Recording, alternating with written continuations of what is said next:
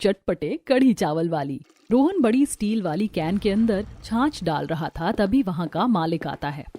अरे ठीक है, तुम जल्दी से सबको दही और छाछ देकर आ जाओ। इसके बाद मैं किसी जरूरी काम से जाऊंगा, तो तुम तबेले को संभाल लेना भाई। ठीक है मालिक, मैं बस अभी जल्दी से सबको लस्सी देकर आ जाता हूँ। उसके बाद रोहन उन सभी कैन को बाइक के दोनों तरफ बांध देता है और गली गली जाकर सभी के घरों में दही और लस्सी देता है। उसने आगे लाउड स्पीकर लगा रखा था, जिसके अंदर से आवाज आ रही थी, दही ले लो, छाछ लो, बढ़िया बढ़िया ताजा ताजा ठंडी ठंडी छाछ, देसी छाछ। भैया जरा एक गिलास एक्स्ट्रा दे देना, आपकी लस्सी बहुत अच्छी होती है, बच्चों को बहुत पसंद आती है। जी बहन जी, अभी दे देता हूँ। और भैया मैं जानती हूँ कि आज 2 तारीख हो गई है, अभी हमने पैसे नहीं दिए पिछले महीने के, लेकिन सेठ जी से कह देना कि हम 1-2 दिन में सारा हिसाब क्लियर कर देंगे।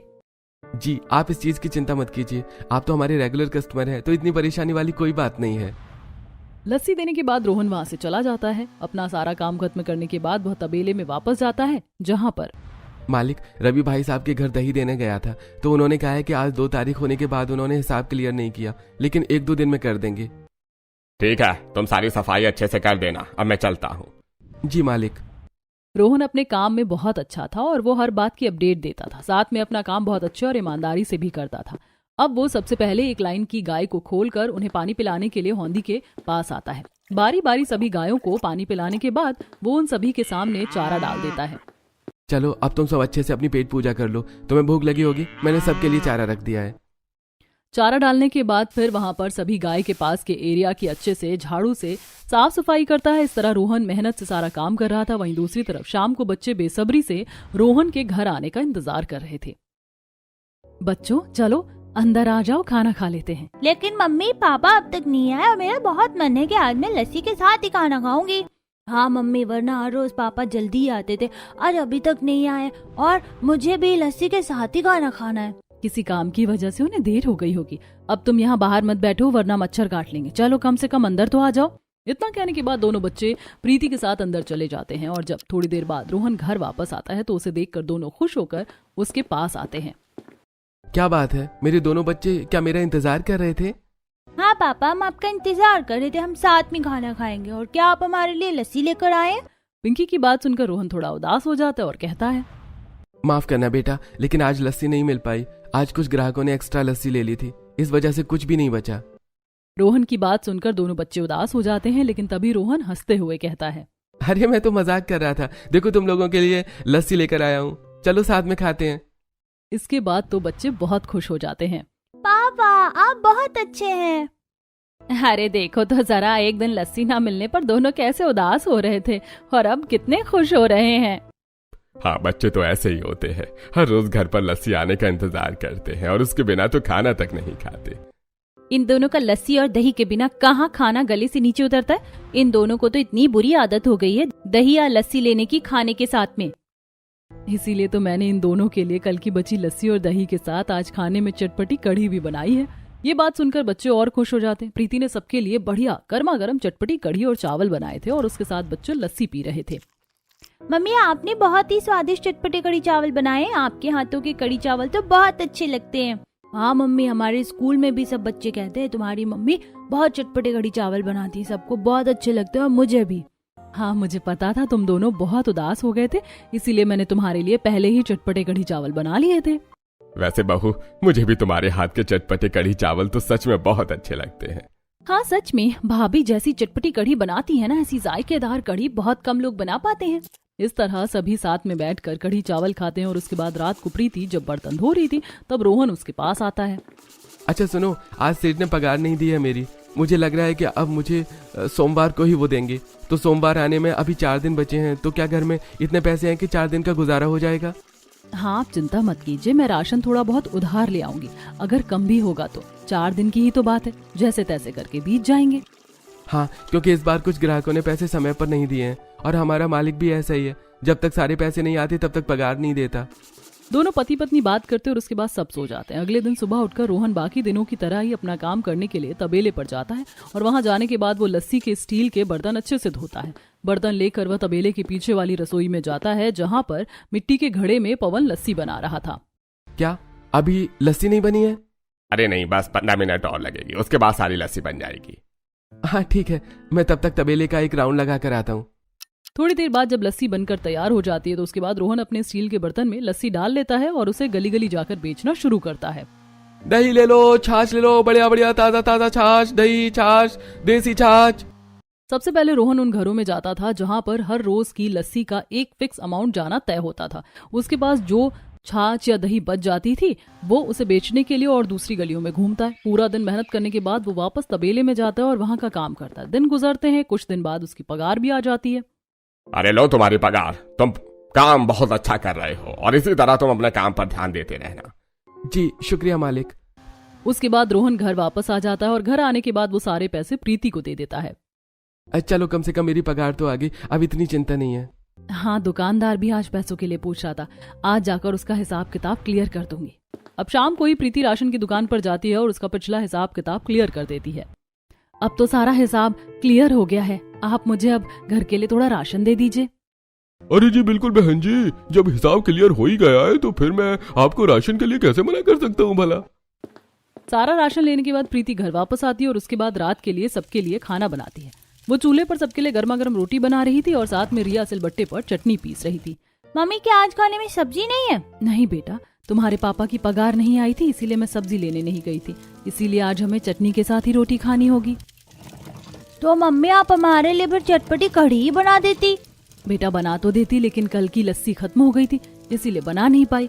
कोई बात नहीं, आज तुम चटनी के साथ छाछ के साथ खा लेना।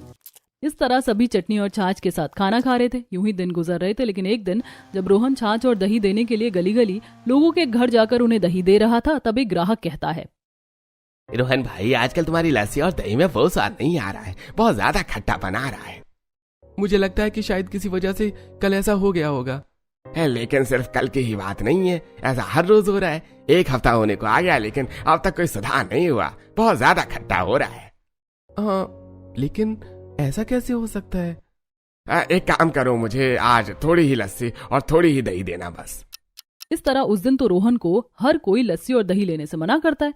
हर किसी ने उस दिन कम लस्सी और कम ही दही ली थी। ये सारी बात रोहन वापस जाकर तबेले के मालिक को बताता है, जिसके बाद वो भड़कते हुए कहता है, अरे लेकिन ऐसा कैसे हो सकता है? आज से पहले तो कभी कोई शिकायत नहीं आई थी, अब अचानक से ऐसा कैसे हो रहा है? तुम्हारी गलती होगी जरूर कुछ। लेकिन मालिक इसमें भला मैं क्या कर सकता हूँ? मेरी इसमें कोई गलती नहीं है, मेरा विश्वास कीजिए। मैं तो हर रोज की तरह ही ठीक से वैसे ही लस्सी देकर आता हूँ। मुझे लग रहा है कि जब तुम गाय का दूध निकालते हो या तुम उस बर्तन को ठीक से नहीं धोते या फिर जिस बर्तन में तुम लस्सी लेकर जाते हो उस बर्तन को ठीक से नहीं धोते, कहीं ना कहीं तो कमी आ रही है। तुम्हें इस बात का पता लगाना होगा वरना अच्छा नहीं होगा। उस दिन रोहन को मालिक से बहुत ज्यादा डांट पड़ती है और शाम को जब वो लस्सी लेकर घर जाता है और जब सब खाने के साथ लस्सी पीते हैं तो उन्हें भी लस्सी बहुत ज्यादा खट्टी लगती है। ओहो, मुझे तो लस्सी बहुत खट्टी लग रही है, मुझे लस्सी नहीं पीनी। हाँ, आज तो लस्सी बिल्कुल भी अच्छी नहीं है पापा, बहुत ज्यादा खट्टी लग रही है। यही तो शिकायत हर जगह से आ रही है, समझ नहीं आ रहा कैसे हो रहा है, पता नहीं मैं क्या करूंगा। उसके बाद प्रीति घर की जमाई हुई दही लाती है और उसमें थोड़ी सी लस्सी और पानी डालकर उसे अच्छे से मिक्स कर लेती है और उसके बाद सबको पीने के लिए लस्सी देती है। लो, अब ये लस्सी पीने लायक हो गई है, अब इसमें वो खट्टापन नहीं आएगा। उसके बाद बच्चे लस्सी पीते हैं तो उन्हें लस्सी पीने में अब थोड़ी ठीक लगती है। बेटा, आजकल लस्सी इतनी खट्टी क्यों हो रही है? पता नहीं माँ, इसी वजह से मुझे आज बहुत डांट पड़ी है। मेरा तो सारा मूड खराब हो गया। मालिक भी कह रहा है कि जो कुछ है मेरी वजह से हो रहा है, लेकिन मैं तो ठीक से सारे बर्तन साफ करता हूँ। इतना ही है तो कल फिर से अच्छे से साफ करूंगा। अगले दिन रोहन फिर से काम पर जाता है और आज बर्तनों को बहुत अच्छे से धोता है, यहाँ तक कि बार बार अच्छे पानी से उसे अच्छे से साफ कर लेता है ताकि कुछ भी खराब होने की गुंजाइश ही पैदा ना हो। उस दिन वो हर जगह लस्सी देकर आता है। वहीं दूसरी तरफ प्रीति जब घर का सारा काम कर रही थी, वह कपड़े धोकर सुखा रही थी। चलो फाइनली सारा काम खत्म हो गया, अब जाकर चटपटी कढ़ी बना लेती हूँ। आज शीला आंटी का चटपटी कढ़ी खाने का बहुत मन कर रहा है। वैसे भी कल की खट्टी लस्सी बची है, उसकी तो चटपटी कढ़ी और भी ज्यादा स्वादिष्ट बनेगी। अब प्रीति घर के अंदर जाती है और कढ़ाई लेकर उसमें खट्टी लस्सी डालने के बाद वो उसमें बेसन का घोल डाल देती है। उसके बाद प्रीति उसे अच्छे से घुमाने लगती है। ये सब प्रीति मंदी आंच पर कर रही थी और काफी देर तक अच्छे से पकाने के बाद प्रीति उसमें सारा छौंक तैयार कर लेती है। वो घी में राई, जीरा, हींग, करी पत्ता, सूखी लाल मिर्च को अच्छे से पकाने के बाद कढ़ी के अंदर डालकर उसे अच्छे से घुमा लेती है। सब कुछ अच्छे से पकने के बाद इस तरह चटपटी कढ़ी बनकर तैयार हो जाती है। तुम जब भी चटपटी कढ़ी बनाती हो तो पूरे घर में एक सुगंधित खुशबू फैल जाती है। हाँ भाभी, आप बस कढ़ी के साथ चावल और बना लेना, मैं तो रात को चावल ही खाने वाली हूँ। अच्छा ठीक है, मैं थोड़ी सी कढ़ी शीला आंटी को भी देकर आ रही हूँ। उनका बड़ा मन था आज मेरे हाथ की चटपटी कढ़ी खाने का। अब कढ़ी पैक करने के बाद प्रीति शीला के घर पर जाकर उसे कढ़ी दे देती है। तुम्हारा बहुत बहुत शुक्रिया प्रीति बहू, तुम हमेशा मेरे लिए चटपटी कढ़ी बनाकर भेज देती हो, मुझे बहुत अच्छा लगता है, तुम मुझे कभी नहीं बोलती। अब जब आपको मेरे हाथ की कढ़ी इतनी पसंद है ही तो मैं भला आपको कैसे भूल सकती हूँ। इस तरह दोनों बात करती हैं और उसके बाद फिर से जब घर वापस आ रही थी तब रास्ते में वह सोचती है, क्यों ना थोड़ी देर सीमा और सुनीता के घर भी हो आती हूँ। आजकल दोनों ना तो कहीं नजर आती हैं और मुझे भी बहुत दिन हो गए उनसे मिले हुए। उसके बाद प्रीति उन दोनों के घर जा रही थी जहां पर दोनों अपने घर के ड्राइंग रूम में बैठकर बहुत सारा सामान पैक कर रही थी और उसके ऊपर कोई स्टिकर लगा रही थी। ये सब देखकर प्रीति बहुत कंफ्यूज हो रही थी। अरे आओ प्रीति, आज इतने दिनों बाद आना कैसे हुआ? तुम दोनों मुझे आजकल कहीं नजर नहीं आ रही थी और तुम दोनों से मिले बहुत समय हो गया था, इसीलिए सोचा कि तुमसे मिलती चलूं। फिर तो तुमने बहुत अच्छा किया, क्योंकि आजकल हमें बिल्कुल भी टाइम नहीं मिल रहा है। हम तो आजकल एक काम में बहुत ज्यादा बिजी रहने लगे हैं। हाँ, तुम ये सब क्या कर रही हो कि तुम्हारे यहाँ आसपास इतने सारे बॉक्स रखे हैं और तुम इन सब के ऊपर पैकिंग कर रही हो? क्या तुम्हारी कोई लॉटरी वगैरह लग गई है जो तुम सबको फ्री में तोहफे बांटोगी?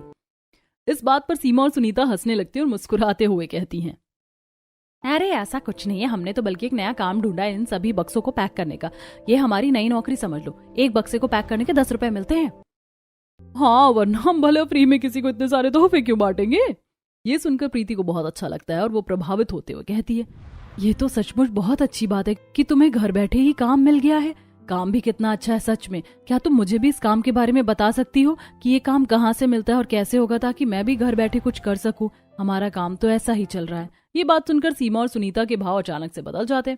अरे ये काम ऐसे ही नहीं मिलता, इसके लिए तुम्हारे पास एक फोन होना चाहिए, उसमें बहुत कुछ डालना होता है, फिर इसके बहुत झंझट होते हैं। बिल्कुल, अगर ऐसे काम मिलने लगा तो हर किसी को काम मिल जाएगा। इसके लिए तुम्हें बहुत दूर जाकर सारा सामान लेकर आना होगा। ओह अच्छा, तो ऐसी बात है। कोई बात नहीं, तुम दोनों तो दो हो तो इसीलिए सब काम मिलजुल कर लेती हो। मैं तो अकेले शायद नहीं कर पाऊंगी। हाँ वही तो, जो भी काम दिखने में आसान लगता है वो आसान होता नहीं है। उनसे बात करने के बाद प्रीति अपने घर चली जाती है और उसके जाने के बाद सीमा और सुनीता कहती हैं, हाँ, हम भला किसी को यूं ही थोड़ी काम दिलवा देंगे। अरे ये सब चीज को करने में मेहनत लगती है। हम अगर बैठे बिठाए से काम दिलवा देंगे तो हमारा काम कम नहीं हो जाएगा क्या? बिल्कुल सही। काम दोनों देवरानी जेठानी मिलकर जितना काम हो सकेगा उतना ज्यादा काम करेंगे। घर का काम तो हम अपने पति और बच्चों से भी करवा सकते हैं। वहीं दूसरी तरफ रात को रोहन गुस्से में घर वापस आता है। पापा आज आप जल्दी घर वापस आ गए। इतनी सी बात पर रोहन बहुत ज्यादा भड़क जाता है। क्यों? अब तुम्हें भी मेरे जल्दी घर आने से परेशानी हो रही है क्या? पापा आप हमें डांट क्यों रहे हो? आप गंदे पापा हो। मैं तुम्हें अभी सिखाता हूँ बदतमीजी किसे कहते हैं और कैसे करते हैं। अपने पापा को उल्टा बोलती हो। रोहन आगे और भड़कने वाला था, लेकिन तभी प्रीति बीच में आकर बात को संभालती है। आप प्लीज शांत हो जाइए, बच्चे आपसे बहुत डर रहे हैं। आखिर क्या हुआ है? आप हर रोज आजकल इतने गुस्से में घर क्यों आ रहे हैं? देखिए, बच्चों के ऊपर गुस्सा मत निकालिए प्लीज। प्रीति के बहुत समझाने के बाद रोहन अपने गुस्से को काबू करता और सब बताता है। आज सुबह, अरे पिछले 15 दिन से मैं तुम्हें समझा रहा हूँ कि अपनी गलती को सुधारो, लेकिन तुम्हें समझ ही नहीं आ रही है। तुम्हें पता भी है कितने सारे ग्राहकों ने हमारी दही और लस्सी लेने से मना कर दिया है। इन सब की भरपाई तुमसे करूंगा। आधे से ज्यादा पगार काटूंगा तुम्हारी इस बार, देख लेना। कृपा करके ऐसा मत कीजिए। मैं बर्तन को अच्छे से साफ करता हूँ और दूध भी ठीक से निकाल कर रख देता हूँ। मुझे नहीं पता मालिक ऐसा क्यों हो रहा है। अरे पूरे तबेले को संभालना तुम्हारा काम है, तो पता भी तुम्हें ही होना चाहिए ऐसा क्यों हो रहा है। तो ऐसा हो रहा है, मैं परेशान हो गया हूँ वहां पर काम करके। इस महीने मुझे पगार आधी से भी कम मिलेगी, तो हमारा घर खर्च कैसे चलेगा? समझ नहीं आ रहा है ये सब कैसा और क्यों हो रहा है। तुम्हारा मालिक तुम्हारे साथ बिल्कुल ठीक नहीं कर रहा है। हाँ, उसे ऐसा नहीं करना चाहिए। इस वजह से अब घर में हर कोई परेशान था और अगले कई दिनों तक ऐसा ही चल रहा था। रोहन की पगार बहुत कम आती है, जिसके बाद उनका घर खर्च चलाना मुश्किल होता है। हर रोज रोहन को गुस्से में देखकर और घर चलाने की चिंता में प्रीति एक दिन कहती है, अजी सुनो, मेरे पास एक आइडिया है। आप हर रोज इतनी खट्टी लस्सी लेकर घर आते हो और ये बच जाती है, क्यों ना मैं इसकी चटपटी कढ़ी चावल बनाकर बेचूं? आपको पता है सीमा और सुनीता भी डिब्बे पैक करने का काम करती हैं, तो मुझे भी कुछ काम करना चाहिए। कम से कम सहारा मिल जाएगा।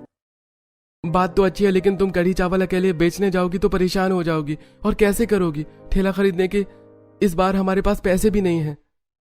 थोड़ी देर सोचने के बाद प्रीति को एक शानदार आइडिया आता है। मेरे पास एक आइडिया है, क्यों ना बाइक के पीछे एक छोटा सा ठेला सा होता है लगाने का, उसे हम बाइक के साथ जोड़ देते। इसके बाद जब आप छाछ और दही बेचने जाएंगे तब हम वहां पर अपने कढ़ी चावल भी बेच सकते हैं। इस तरह दोनों काम एक साथ हो जाएंगे।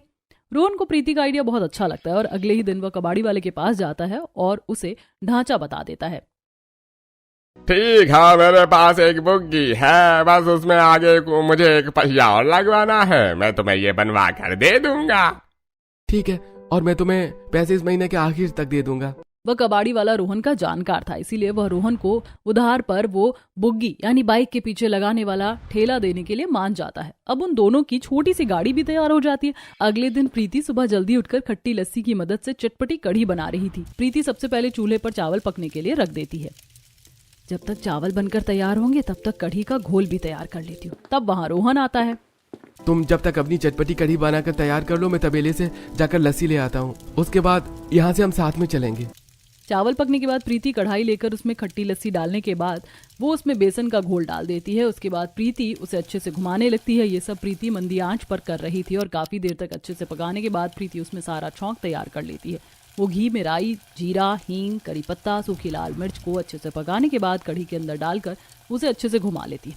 सब कुछ बनकर तैयार हो जाता है और उसके बाद प्रीति बाइक के पीछे जुड़े हुए ठेले पर सारा सामान रखती है। आज तुम दोनों का पहला दिन है, मैं चाहती हूँ कि तुम दोनों का काम बहुत अच्छा चले। हाँ, भगवान करे तुम्हारा पहले ही दिन काम बहुत अच्छा चल जाए। दोनों बाइक पर सवार होकर वहां से चले जाते हैं और आज लाउड स्पीकर में दो आवाज गूंज रही थी, जैसे दही ले लो, छाछ ले लो, बढ़िया बढ़िया ताजा ताजा ठंडी ठंडी छाछ, देसी छाछ, लेकिन इसके साथ हम आपके लिए लेकर आए हैं गर्मा गर्म चटपटे कढ़ी चावल, एक बार खाएंगे तो खाते ही रह जाएंगे। इस तरह दोनों छाछ और दही के साथ अपने चटपटे कढ़ी चावल का भी प्रचार कर रहे थे। भैया, आपकी दही और लस्सी तो इतनी खट्टी होती है, चटपटे कढ़ी चावल कैसे होंगे? चटपटे कढ़ी चावल तो बहुत अच्छे होंगे, अगर आपको यकीन नहीं होता तो आप टेस्ट करने के लिए थोड़े से ले सकते हैं। प्रीति उन्हें चटपटे कढ़ी चावल डाल कर देती है और आज पहले दिन तो उन्हें कई जगह टेस्ट करने के लिए चटपटे कढ़ी चावल देने पड़ते हैं। अब हर रोज दोनों ऐसा ही करते थे। जिसने भी प्रीति के हाथ के बने चटपटे कढ़ी चावल खाए थे उन्हें बहुत अच्छे लगते हैं। और अगले दिन, हाँ, आप मुझे तो 2 प्लेट कढ़ी चावल दे दीजिए, सच में कल आपके चटपटे कढ़ी चावल खाकर तो मजा आ गया, बच्चों को भी बहुत अच्छी लगी, आज मैं खाना नहीं बनाऊंगी, यही खाऊंगी। जी अभी देते हैं। इस तरह सभी को उनके चटपटे कढ़ी चावल बहुत अच्छे लगते हैं। अब हर कोई खुशी खुशी उनसे चटपटे कढ़ी चावल खरीद रहा था। अरे भाई, मुझे भी 3 प्लेट चटपटे कढ़ी चावल दे दीजिए। मेरी पत्नी तो कहती है कि आप दोनों के चटपटे कढ़ी चावल बहुत अच्छे होते हैं और साथ में घर जैसा ही खाना है, तो रोज भी खा लेंगे तो कोई दिक्कत नहीं होगी। हाँ बिल्कुल, हम भी रोज घर पर चटपटे कढ़ी चावल बनाते हैं। इस तरह उन दोनों के साथ कई ग्राहक जुड़ रहे थे, लेकिन वहीं दूसरी तरफ मालिक का अभी भी रोहन पर गुस्सा वैसा ही था। अरे पता नहीं कब तुम अपना काम ठीक से करोगे, इस महीने की तो पगार मैं तुम्हें बिल्कुल नहीं देने वाला। ऐसा मत कीजिए, आपको पता है ना मेरे घर में कितनी परेशानी चल रही है, मेरी क्या गलती है अगर ऐसा हो रहा है तो? अरे मैं कुछ नहीं कर सकता, मेरा बहुत घाटा हो रहा है, आधी से कम पगार मिलेगी तुम्हें। अब रोहन जब घर आ रहा था तो सामने से अचानक से एक बिल्ली आ जाती है, जिसकी वजह से बाइक पर उसका बैलेंस खराब हो जाता है और वो गिर जाता है, जिससे रोहन के पैर में फ्रैक्चर हो जाता है। वहाँ आसपास के लोग उसे अस्पताल लेकर जाते हैं और उसकी पट्टी करवाते। प्रीति उसे अस्पताल से लेने आती है और रिक्शा से घर लाती है। उसका पड़ोसी रोहन की बाइक लेकर घर आता है। अरे ये क्या हो गया, पहले ही जिंदगी में मुसीबतें कम होती हैं क्या जो और आ जाती हैं? कोई बात नहीं, जो होना था सो हो गया, लेकिन बेटा अब तुम अच्छे से अपना ध्यान रखो, अब तुम्हें बिस्तर से उठना नहीं है। इतनी मुश्किल से काम संभाला था, सब खराब हो गया, अब हमारा कढ़ी चावल का काम कैसे चलेगा? चिंता क्यों करते हो, मैं हूं ना। प्रीति बाइक पर आगे बैठी है और रोहन ने पीछे से बाइक पकड़ी है। वो प्रीति को बाइक चलाना सिखा रहा है और आसपास में सभी लोग घूर कर उन्हें देख रहे थे। मुझे बड़ा अजीब लग रहा है, सब लोग घूर कर मुझे देख रहे हैं। सभी को घूरने दो, तुम बस बाइक चलाने पर ध्यान दो। तुम्हें बहुत शौक है ना बाइक चलाने का, तो दुनिया के बारे में मत सोचो, सिर्फ अपने शौक को पूरा करो। इस तरह रोहन प्रीति को अक्सर सपोर्ट करता था और उसी ने प्रीति को बाइक चलानी सिखाई थी। मुझे बाइक चलानी आती है तो मैं सब संभाल लूंगी। अब अगले दिन प्रीति बाइक चलाती है और पीछे इस बार उसके काम में मदद करने के लिए रिया जाती है। दही ले लो, छाछ ले लो, बढ़िया बढ़िया ताजा ताजा ठंडी ठंडी छाछ, देसी छाछ, उसके साथ हम आपके लिए लेकर आए हैं चटपटे बढ़िया कढ़ी चावल। लाउड स्पीकर में आवाज सुनकर सब लोग देखते हैं तो देखकर हैरान हो जाते हैं कि इस बार बाइक पर एक लड़की आई है जो कढ़ी चावल बेच रही है। उसे देखकर सब हैरान थे और कुछ लड़कियां बात कर रही थी। देखो तो वो भाभी कितनी अच्छी बाइक चला रही है, मैं भी बाइक चलाना सीखूंगी। हाँ बिल्कुल, मुझे भी बाइक चलाना बहुत पसंद है और अब मैं भी इनकी तरह बाइक जरूर चलाऊंगी, देखो तो कितनी कूल लग रही है। इस तरह प्रीति जल्दी ही गली गली मशहूर हो जाती है कि एक बाइक पर महिला आती है और वो चटपटे कढ़ी चावल बेचती है। इस वजह से अब प्रीति से ज्यादा लोग कढ़ी चावल खरीद रहे थे और सबको उसके चटपटे कढ़ी चावल अच्छे भी लग रहे थे। एक तो आप बाइक चला रही हैं और दूसरे आपके चटपटे कढ़ी चावल, हम तो दोनों के ही फैन हो गए हैं। अरे सच में भैया, आपके चटपटे कड़ी चावल खाकर तो मजा आ जाता है। इतना अच्छा खाना होता है कि कई बार अगर घर पर खाना ना भी बने तो सस्ते में घर का खाना मिल जाता है। जी आपका बहुत बहुत शुक्रिया। इस तरह हर कोई प्रीति की तारीफ कर रहा था और इसी तरह प्रीति बाइक पर कढ़ी चावल बेचना जारी रखती है। अब उसका काम बहुत अच्छा चल रहा था। ऐसे ही 3 महीने गुजर रहे थे। एक दिन तबेले के मालिक के पास, क्या बात है, तुम्हारा काम इतना मंदा चल रहा है और ऊपर से तुमने काम भी खराब कर लिया। इतनी खट्टी लस्सी और दही क्यों देते हो किसी को? अरे कैसी बातें करते हो मेरे यार, मैं भला जानबूझकर अपना काम खराब क्यों करूंगा? मुझे भी समझ में नहीं आ रहा है। और दही और लस्सी इतनी खट्टी क्यों हो रही है? इसी वजह से रोहन भी काम पर नहीं आ रहा है। पता नहीं उसने क्या कर दिया। हे भगवान, तुम मूर्खों वाली बात कैसे कर सकते हो? इसमें उसकी क्या गलती है भला? अरे लस्सी बनाने के लिए हमें नॉर्मल गर्म दूध चाहिए होता है। अगर तुम ज्यादा गर्म दूध में लस्सी बनाओगे तो लस्सी खट्टी होगी, बस सिंपल है। अरे हाँ, अरे इस बारे में तो मेरा ध्यान ही नहीं गया। मैंने नया लस्सी बनाने वाला रखा था। इस बारे में अब मैं ध्यान दूंगा। अरे तुम्हारा बहुत बहुत शुक्रिया। अब तबेले का मालिक पवन को सारी बात समझाता है और उसे कहता है कि वो बार बार लस्सी बनाए जब तक वह स्वादिष्ट बिना खट्टी वाली लस्सी नहीं बनती। पवन को भी बात समझ आ जाती है और वो लस्सी बनाकर देता है। इस बार वो हल्के गर्म दूध में लस्सी बनाता है तो लस्सी अच्छी बनती है, जिसे टेस्ट करने के बाद मालिक, हाँ अब बिल्कुल ठीक है। इस वजह से मैंने रोहन को भी कितना भला बुरा कहा है। बेचारा कितना अच्छा काम करता था। मालिक को अपनी गलती का एहसास होता है और वो रोहन से बात करने आता है। मुझे माफ कर दो, तुम दोबारा काम शुरू कर सकते हो। मालिक, अब मैं ठीक हो चुका हूँ। अब अपनी पत्नी की मदद करना चाहता हूँ। उसका काम अच्छा चल रहा है और हमने किराए पर दुकान सोची है। वहाँ पर हम अपनी दुकान करना चाहते हैं। अरे भाई देखो, ऐसा मत करो। तुम सब ग्राहकों को जानते हो और तुम अच्छे से यह काम करते थे। मैंने दूसरा लड़का रखा लेकिन काम ठीक नहीं चला। इस बार तुम्हें अच्छी पगार दूंगा। मालिक के बार बार निवेदन करने के बाद, ठीक है, मैं तबेले का पूरा ध्यान नहीं रख पाऊंगा, लेकिन सुबह छाछ और दही देने चला जाऊंगा। इस तरह रोहन वहां पर भी एक अच्छी पगार में काम करता है और शाम को अपनी पत्नी प्रीति के साथ उसी दुकान पर मिलकर चटपटे कढ़ी चावल बेचता है। इस तरह उनके घर की आर्थिक स्थिति ठीक